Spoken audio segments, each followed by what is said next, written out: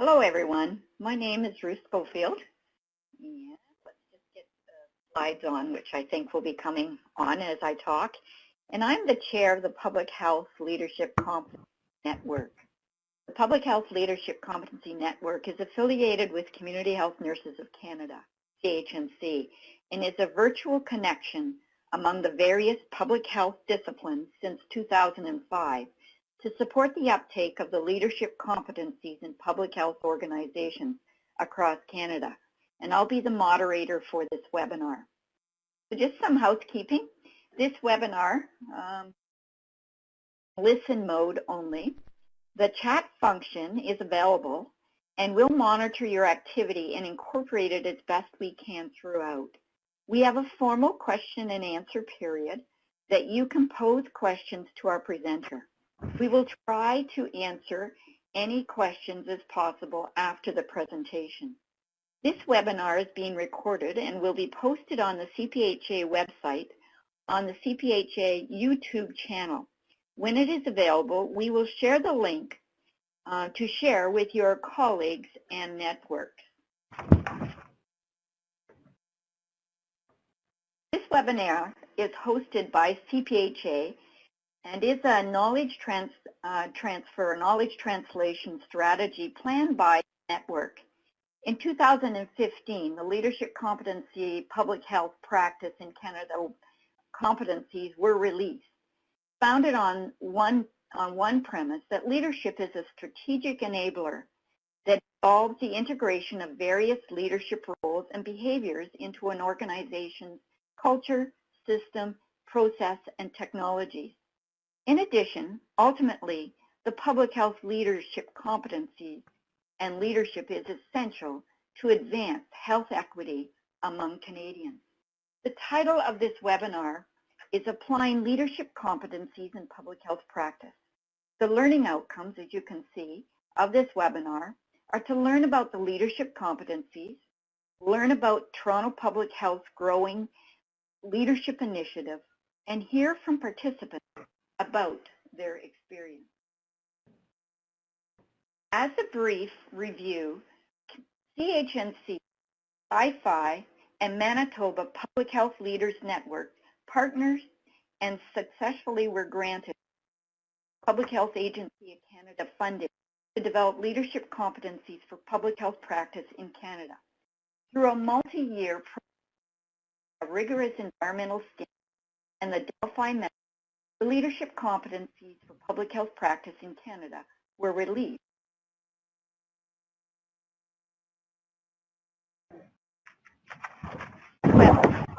Is a partnership with Canadian Public Health Association as a member of the Public Health Leadership Competencies Network to advance the leadership development in public health. As you'll notice, the poll, while you're waiting, please respond to the poll. We are keen to know where you're from, what is your discipline. I'll give you a few minutes to respond. There will also be polls throughout the presentation and at the end of the webinar, as we are really keen to have your feedback on this webinar.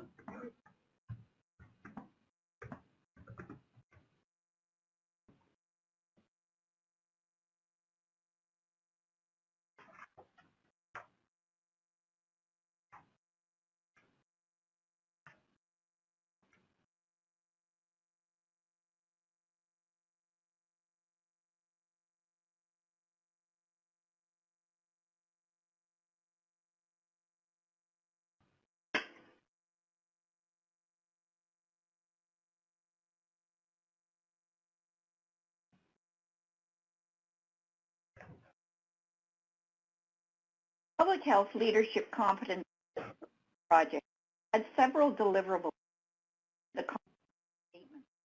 The Organizational Readiness for Change Assessment tool is an evidence-informed tool to assess an organization's readiness to implement new knowledge, and the new knowledge refers to leadership competence.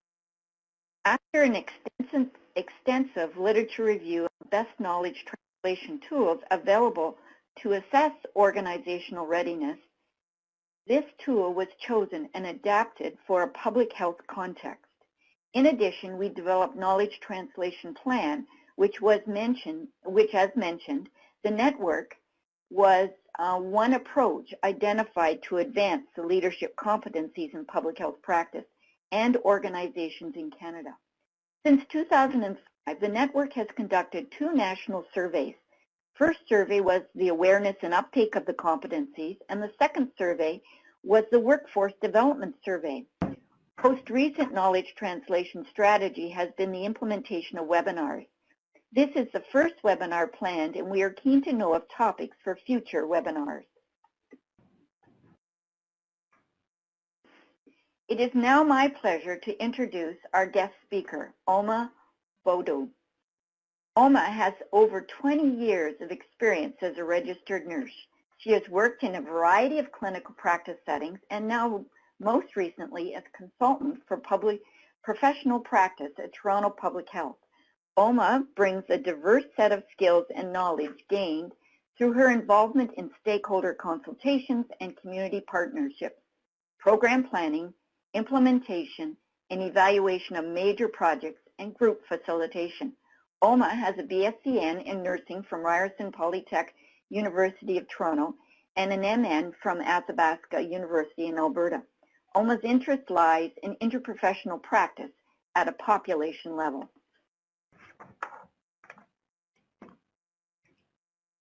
Go for it, Oma. Thanks, Ruth. And thank you for completing the survey. It's great to see participants from across the country. Warm welcome to those who are trying to dig themselves out from the lovely winter storm. So first, a bit of context about Toronto Public Health. Typically, tourists see a skyline photo of the city, but I like this one from the front door of my office better. I think it says more about Toronto as busy, congested, and yes, very messy when there's a snowstorm, but also full of life and opportunity. Toronto Public Health is the largest public health agency in Canada. It is responsible for the health and well-being of all 2.8 million residents, as well as nearly 40 million tourists and 1.4 million people who work in the city every year. Toronto Public Health has focused on protecting and promoting the health of Toronto's residents and is part of the largest City of Toronto municipal structure, which has 50,000 employees. Our mandate is to reduce health inequities and improve the health of the population. A learning organization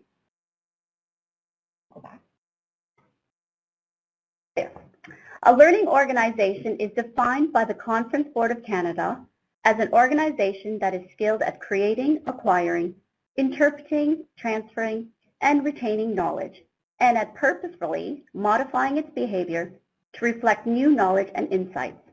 Toronto Public Health's Learning Committee conducted a learning survey to measure the status of Toronto Public Health against the Conference Board of Canada's Learning Organization Statement.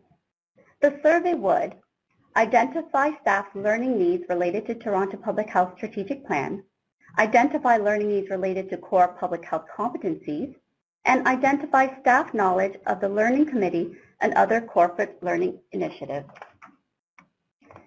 There were 910 participants who completed the survey for a response rate of 50%.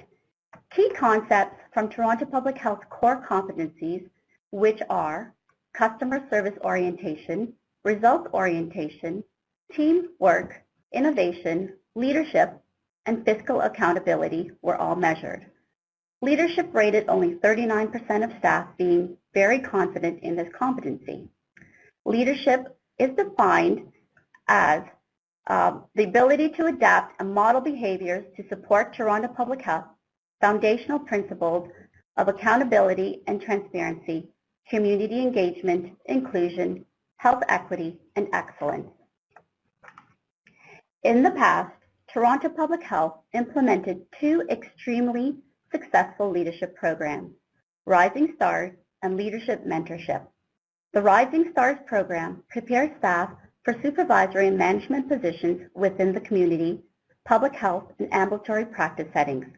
This program was a partnership between St. Elizabeth Healthcare, Women's College Hospital, and Toronto Public Health, which ran for 5 years during a time when there was provincial funding available. The funding was mutually shared amongst the 3 organizations who hired external vendors to deliver the 8 sessions. A total of 75 staff across the 3 organizations completed the program. The Leadership Mentorship Program increased the capacity of Toronto Public Health staff for exercising leadership in any role at Toronto Public Health. This program involved 5 sessions delivered by an external vendor who focused on leadership competencies. This program was discontinued because there were fewer staff in management and supervisory roles available to mentor staff. Toronto Public Health wanted to continue leadership development.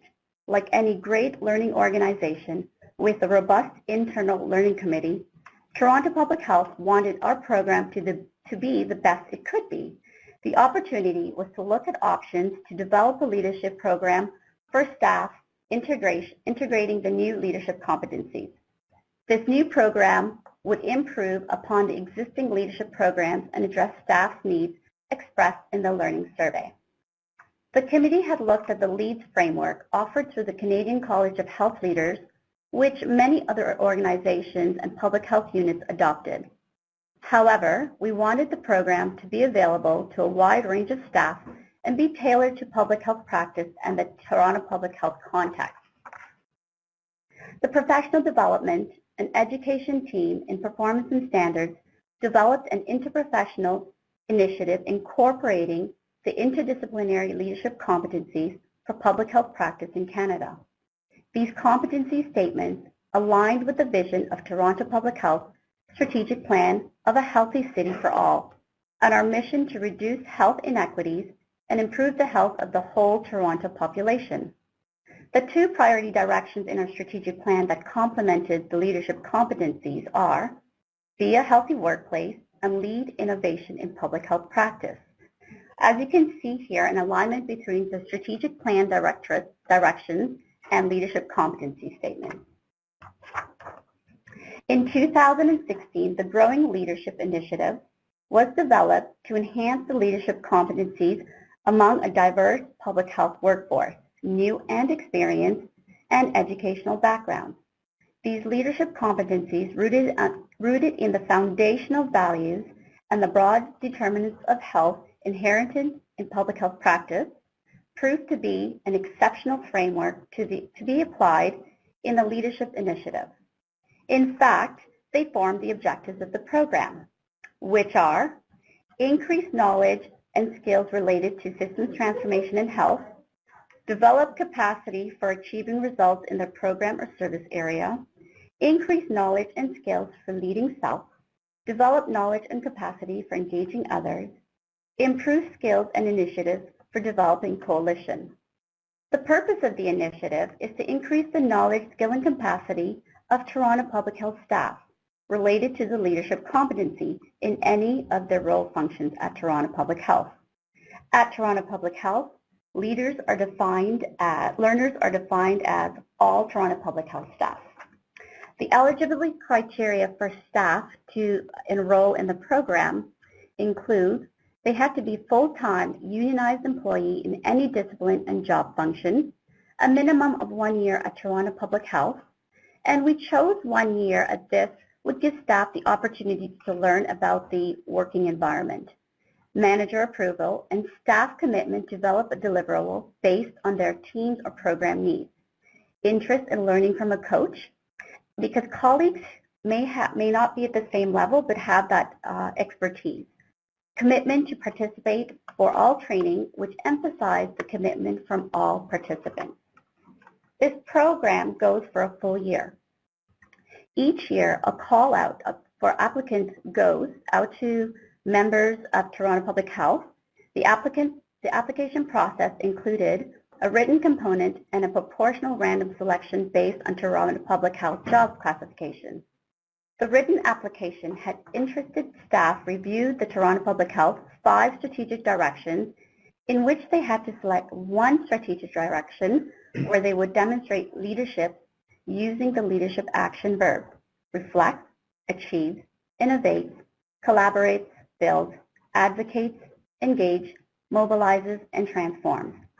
For example, one participant learned and applied techniques in the leadership competency of lead self, demonstrate evidence-informed decision-making in gathering evidence from stakeholders, to develop modules to integrate new information on best practices.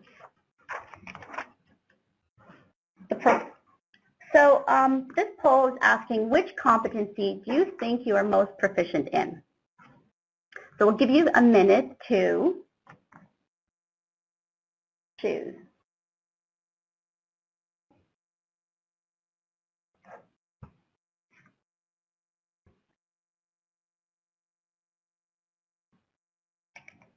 Great.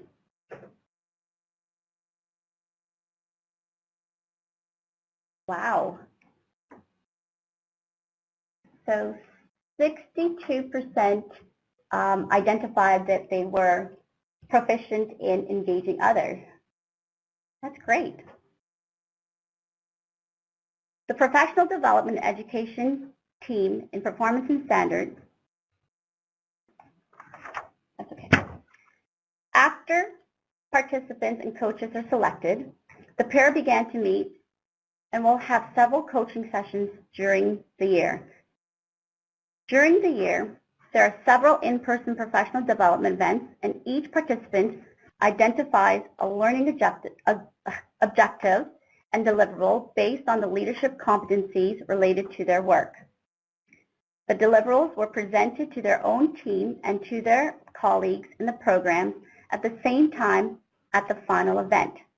Evaluation is integrated and applied at all sessions. Here's an example of this year's program. While the coaching is happening during the year and the participant is working on the deliverable, several in-person professional development events are occurring. The purpose of the orientation for participants and coaches was to prepare them to participate successfully in the Growing Leadership Initiative. The participants received either a group or individual orientation with the health promotion specialist and are given a resource binder. The Growing Leadership Initiative is designed to provide 5 leadership development sessions based on the leadership competencies, as well as coaching sessions. There's a coaching workshop facilitated by an outside vendor, an orientation session, and support to coaches participating in the initiative. Coaches also had the option to attend the leadership development session. The program. Hi, Oma. I just wondered, well, before you move forward into this slide, we've had a question from our audience, Kate Thompson. You can see it there. It'd be if you're able to respond to it before you go a little further. Sure, which is, and the question is why the eligible participants had to be unionized employees? Yes. Is that the question? Yes. And shows that according to the survey that we had, the results showed that unionized staff didn't feel that they were supported with their leadership development, and we also had a forum in place to support management staff. So at the time of the program, it was developed that another learning another team was providing the management staff with that leadership component. Okay, so I hope that addressed your question, Kate. Great, thank you. Okay. The program incorporates a pair coaching model by which staff were paired with another staff from a different program and professional background who may or may not work together to come together and form a trusting environment to help one another in supporting and facilitate self-directed learning. Participants are matched based on their learning objectives. For example, a nurse may be matched with a public health inspector. The leadership competencies apply to both, but their learning objectives might be different. The pair coaching model was suitable because it provided an opportunity for participants to reinforce their learning between formal sessions through discussions, and staff were available for this role. Within the organization, success was already demonstrated with pair-related learning, so this would be a valuable model. Viable model. Here's an example of a pair coaching model showing the coaching process. The pairs meet, access learning needs, set objectives, prepare for meeting, implement learning, and reflect. All participants develop a learning plan and work with their coach to achieve the stated objectives. In the first year of the program, 30 frontline staff were onboarded. 15 staff were participants who determined the frequency and capacity of the mentoring connection meetings. The other 15 staff were the coaches who focused on the participants' development. This initiative was based on staff-to-staff knowledge transfer around leadership competency and employee development plans. So take a moment to reflect on the poll number 3 and let us know your opinion. So if you could choose one quality that you look for in a coach, what would that be? A good listener, a good communicator, listens well, motivates, positive, creative, can provide feedback.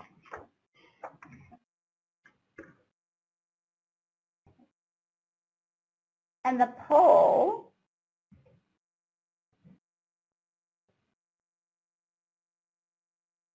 so 58% of the individuals participating in this webinar today says that they look for in a coach a good motivator, someone who motivates them.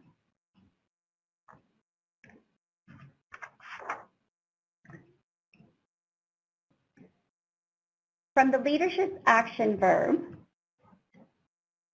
identified in their application, participants had to describe what areas of expertise they would want from a coach. Abilities, knowledge, context, expertise. And coaches had to identify what goal they wanted to accomplish. During the process of pairing participants and coaches, many factors were taken into consideration. Location, what area of expertise coaches exhibit, and most importantly, what learning goals for this role as a coach was identified. Staff in consultation positions and/or with expertise with coaching and mentoring are encouraged to apply for the position of pair coach. The evaluation demonstrated the majority of coaches and participants felt that they were well matched and were prepared for their role in the Growing Leadership Initiative. The majority of the participants and coaches agreed or strongly agreed that the leadership coaching session helped them to increase their knowledge of the leadership competency. All of the participants felt that they received adequate support to participate in the initiative. So, for example, this table outlines a learning plan completed by one of the participants. The learning plan had to be smarter, specific, measurable, attainable, realistic, tangible, energizing, and reinforce. The learning plan had to address why this is important to them, how will it enhance their practice, buy-in with manager and other stakeholders, and how to expand the role in the future. During the first year, a survey was developed and sent to all coaches and participants to assess how the initiative was functioning, as well as feedback on all aspects of the Growing Leadership Initiative. The education coordinator conducted the analysis. Frequencies were tabulated for quantitative questions, and qualitative data was coded for themes. The Growing Leadership Initiative evaluation demonstrated that the program was successful. The ongoing survey continued to offer insight into several ways that the growing leadership could be improved for the upcoming years. Alma, can you just see the last question from David? Are coaches unionized staff? Yes. So David, both the participants and the coaches are unionized staff. Okay. So both coaches and participants attended the 5 leadership sessions. 100% of the participants agreed on or strongly agreed that the leadership coaches sessions help them to increase their knowledge of the leadership competencies. These sessions include lead self, engage others, and achieve results, systems transformation. 78% of the participants agreed or strongly agreed that the Develop Coalition session helped them to increase their knowledge of that competency. All of the coaches and participants agreed or strongly agreed that the peer coaching helps participants to develop leadership competencies. Having an external vendor and peer coaches facilitate learning sessions of the leadership competencies did increase their knowledge. I would like to introduce a coach from the Growing Leadership Initiative. Marianne Gadbanton has been a coach with the Growing Leadership program since 2016. Marianne is a public health nurse currently in a health promotion specialist role in the Directorate Services team within the Child Health and Development Directorate. One of her key roles is managing the pregnancy to parenting blog, working closely with context experts and other health communications teams. So I'd like to introduce Marianne. Thank you, Oma. Hello, everyone. So I'll go over, you'll see a couple questions up on the slides, and I'll just be responding to them. So the first one is, why did I participate in this program? So my learning goal over the last several years has been to increase my leadership skills in my practice, such as improving communication, innovation, interpersonal skills, accountability, and problem solving. I completed our Leadership Mentorship program back in 2012, and I wanted to really build on my learning. So when the Growing Leadership program was launched, the peer coaching model appealed to me because it provided an opportunity to network with colleagues across Toronto Public Health, learn about their roles, and as a coach, it provided me an opportunity to practice and apply the leadership skills I have learned over the years. The leadership competencies that I wanted to develop were focused on engage others, achieve results, and systems transformation. I chose these to further enhance my skills from the Leadership Mentorship program and support my role as a health promotion specialist. For my learning objectives over the last several years, in the first year that I joined the program, I focused on engage others, and this would help me empower and help increase capacity of others within Toronto Public Health by modeling leadership through leveraging communication technologies, being responsive and accessible, and communicating clearly and transparently across the organization. In the second year of coaching, I focused on systems transformation to be able to demonstrate forward and systems thinking skills through innovation and creativity. This year, I focused on achieve results, where I acted as a platform for the participants I was coaching to help understand power and influence to mobilize people to meet strategic objectives of lead innovation in public health practice. I feel that I was able to develop my leadership competencies with the strategic pairing of coach and participant. I was able to demonstrate and practice my leadership skills in coaching while helping my participants meet their learning objectives. This program provides opportunities to expand my professional networking within Toronto Public Health as I was paired with colleagues who were also nurses and in different directorates. This has allowed us to find opportunities for collaboration. In my current role as a health promotion specialist, I've been able to apply these competencies by using my skills to engage others, by networking with staff from different directorates, through developing and facilitating workshops, developing reports to advocate for and guide change, and to incorporate program effectiveness and success in terms of population health and knowledge transfer. And now I'd like to introduce one of the participants, Shane Bonthron. Shane Bonthron completed the Growing Leadership in 2017 as a participant. He's a public health inspector that works on Toronto Public Health Bed Bug Control Initiative within the Healthy Environments Directorate. Shane works with vulnerable people, including seniors, in order to remediate usually severe bed bugs infestation and address other associated factors, social determinants of health, sustained improvement, and success. Shane delivers bedbug education sessions to community groups regularly and takes part in several other committees and groups on leadership initiatives. Hello everyone, Shane here, and I'll just speak to some of the same questions that Marianne just spoke to from the participants' perspective. So I wanted to participate in the Growing Leadership Initiative, firstly for my own professional development. I want to explore and develop my own leadership skills, and then anticipate and prepare potentially for a leadership role at Toronto Public Health in the future.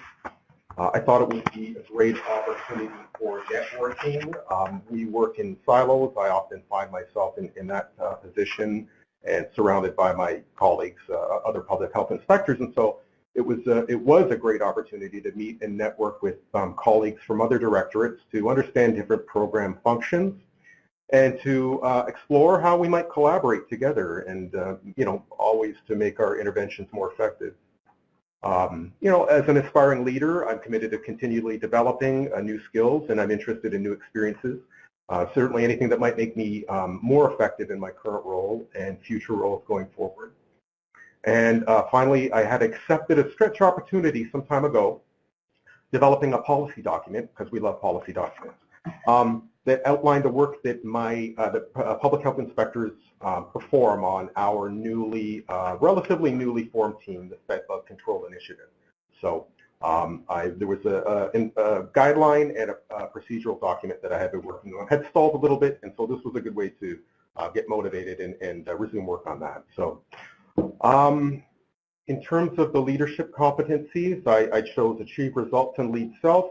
I recognized I could no longer organize myself entirely in my head by memory, and I needed to improve at a lot of things. Prioritizing tasks and caseload, because I was in the field as well at the same time.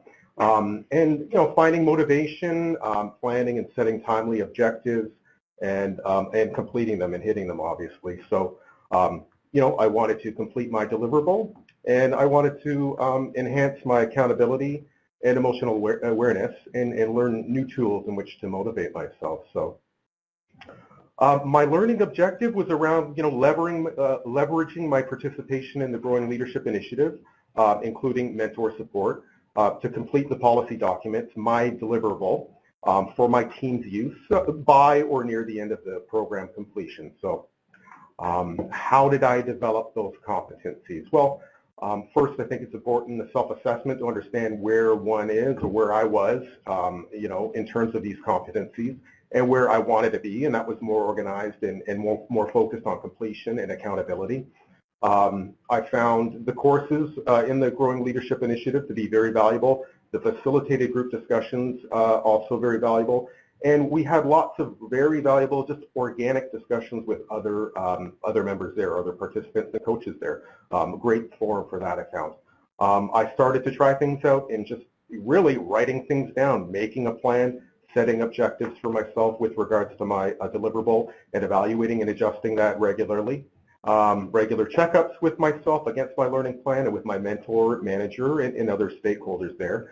And again, by working on my deliverable. So that included consulting and collaborating with, not only my team members and my manager, but other staff in our directorate, our technical support staff, public health nurses too.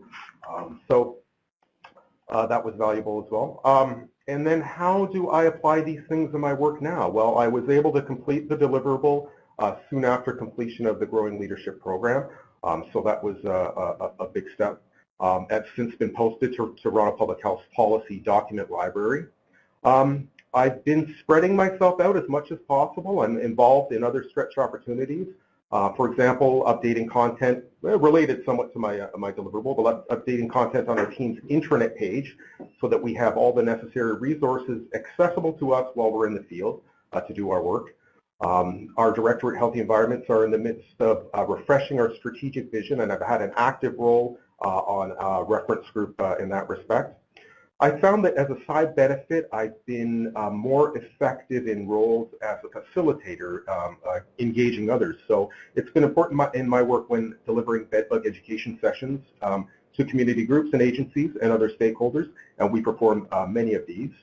And of course, going forward in terms of leadership competencies, I like to be mindful where I might use or further develop these skills everywhere. So That's it for me. I'm happy to answer any questions that anyone might have, and I will turn it back over to Oma. Thank you for listening to me. So we do have a question for both Shane and Marianne. As the participants and some time off work, one would assume they did not get overloaded once they returned or had to balance workload, correct? Correct. Also, how often did the participant meet with their assigned coaches? Okay, so I can answer first? Yes. All right, okay. So for myself, in order for us to, when we initially applied, the managers did have to sort of give their approval to provide us time. And that was sort of negotiated between myself and the manager as to how much time was needed. And also once I met with the participants, we negotiated time as to how often we were to meet. I believe in the beginning it started off with once a week. Yeah. Initially, and it was about an hour to 2 hours initially, and then it sort of petered off and really depended on, you know, sort of the needs of the participant, what they needed. There were some weeks we didn't meet where it wasn't needed, or it was just over email. Others we would meet sort of even at a coffee shop. It helped to sort of be sort of outside of the office, so it was focused time. And we could really focus in on the learning objectives and really decide on the next step. So it was a focused discussion and we followed the coaching model in regards to having a goal for each meeting and confirming at the end, like sort of evaluating, did we meet our goal? Was the participants' needs met at that moment? And then planning from there where we would go. So we really worked around our schedules and that up. Yeah, I agree. As a participant, it's, you know, at the beginning, I think there's, you know, you want to meet quite often with your coach, but then it becomes a fluid situation. Of course, you know, manager, you'll have that discussion with your manager in terms of, you know, having the time for the coursework. And then, you know, again, it's up to you to have these types of discussions based on your needs, and of course, with regards to meeting those objectives on your learning plan and your learning objective itself. So, yeah, you're independent out there, and you know, it's but very valuable, and I found it to be balanced, definitely. And certainly any extra effort that you might put into the Growing Leadership Program or initiative, well worth it, definitely, compared to, you know, balanced workload and those types of concerns. I would say I encourage everybody to do it, honestly, in terms of my colleagues. I found it very valuable. Thank you. We have another question, and I will answer this one. How were the mentors chosen? So the majority of mentors who were participants in the previous year would also fill out an application to be mentors for the next following year. So that's how we chose mentors, as well as if there were any other leadership programs. So in the past, the Rising Stars or even the Mentor Leadership Program, they were also chosen. So anyone who really filled out the application had support from their manager, basically were paired with a participant according to their learning objectives. So it's a really time-consuming process because we had to really make sure that the mentors and participants were a good fit to each other. In regards to, is the programs for manager as successful as a program for unionized staff? The manager's program is under development at the moment due to an organizational review. So I'm unable to give you the stats on that. Also, how is this program funded? This program is funded by the Professional Development Program in Performance and Standards. So it's the learning committee that really absorbs the cost for this program, meaning that we paid for external vendors. In regards to staff time, that was absorbed by individual programs. Okay, so I hope that answered your question. Okay, so we're going to do a poll right now. Poll Okay, so take a moment, and if you can answer, have you and your organization used the public health leadership competencies? And the second question is, how have you and your organization used the public health leadership competencies? So I'll give you a moment to answer those questions.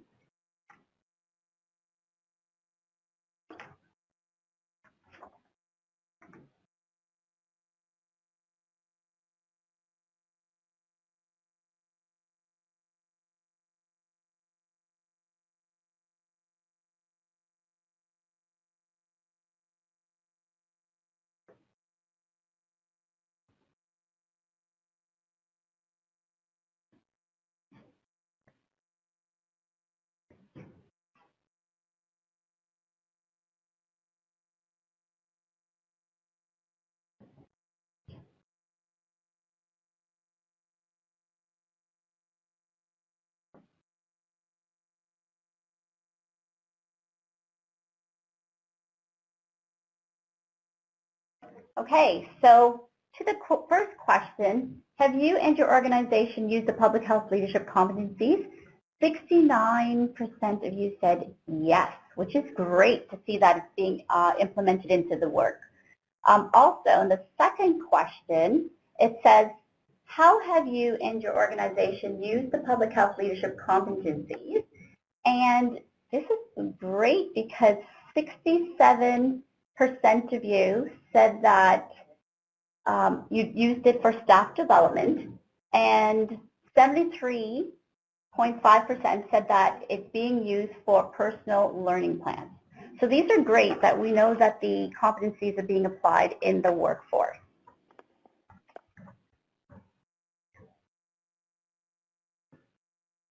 Toronto Public Health shares resources with participants to support their competency development.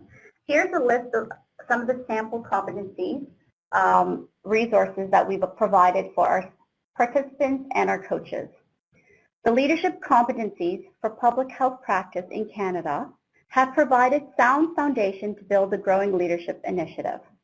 This Growing Leadership Initiative is an innovative application for the leadership competencies that address staff needs.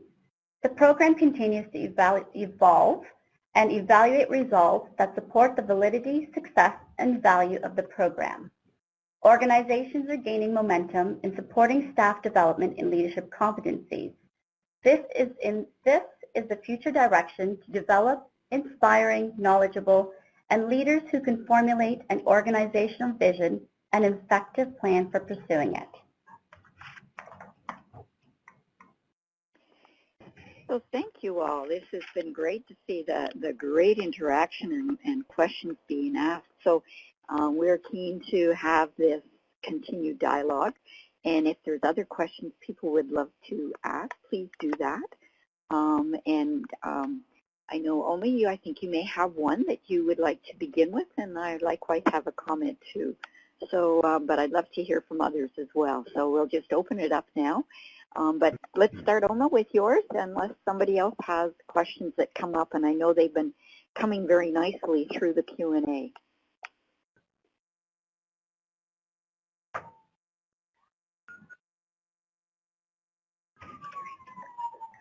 Just wanted to know, is there anyone out there who have actually formalized a program using the public health competencies, leadership competencies?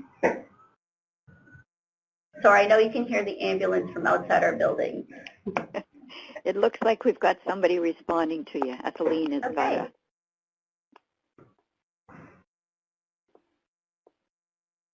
Oh, so Etheline's actually asking how many applicants were there from last year.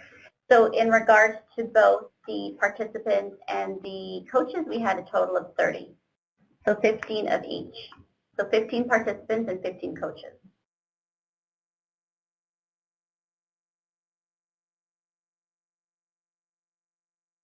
Okay, here's a question.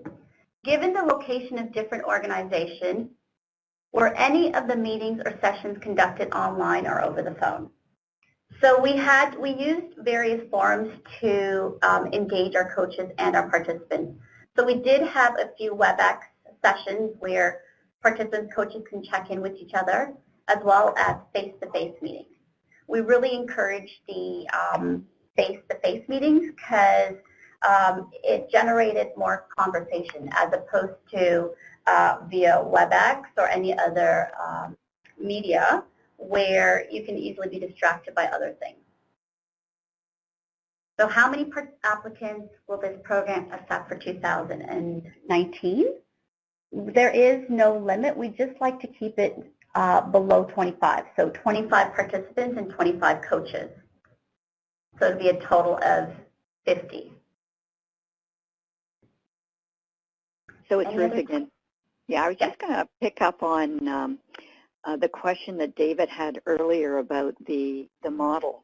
There are different models of mentorship, and in a recent systematic review, they identified a dyad mentorship, a peer mentorship model, a group mentorship, a distance mentorship, a learning partnership mentorship, highly relevant mentorship, and constellation mentorship are all those different kinds. So it's fascinating that there are so many different kinds. And what you've heard is the peer mentorship model, which is really about where the mentor-mentee are similar in their experience or their position. They interact at an equal partners, and they are looking at obviously achieving mutual determined goals. So that's just some information that has come through on a literature review. So as you consider a model of mentoring, there are different ones. So you would obviously want to consider what's most useful to your organization. CCHN likewise has developed one for nursing, and we've looked at a dyad model.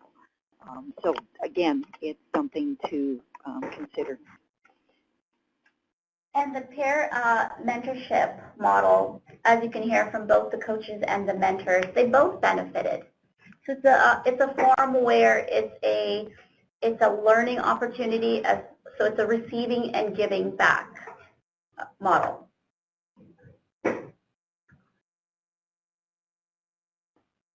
Do we have any other questions? Okay. That's it. Ruth? Okay, that's wonderful. So, so thank you, Oma, for your excellent presentation and sharing the great work that's happening at Toronto Public Health. I think you've certainly inspired others to consider some of the approaches that you have integrated, and we're thrilled to have you have shared them. So before you leave, we would like you to complete, as you can see, another poll that will give us feedback on the experience that we've had today and some consideration of, future planning for webinars to support leadership development in public health. So we'll just give you a few minutes to complete this. And while you're doing that, just acknowledge that, again, this webinar was recorded, as we mentioned earlier, and this will be posted on the CPHA website and on the CPHA YouTube channel in a couple of days. And when it's available, we'll make sure the link gets out and can be shared so you can share it with others. So, yeah, continue to complete the poll, and thank you for joining us.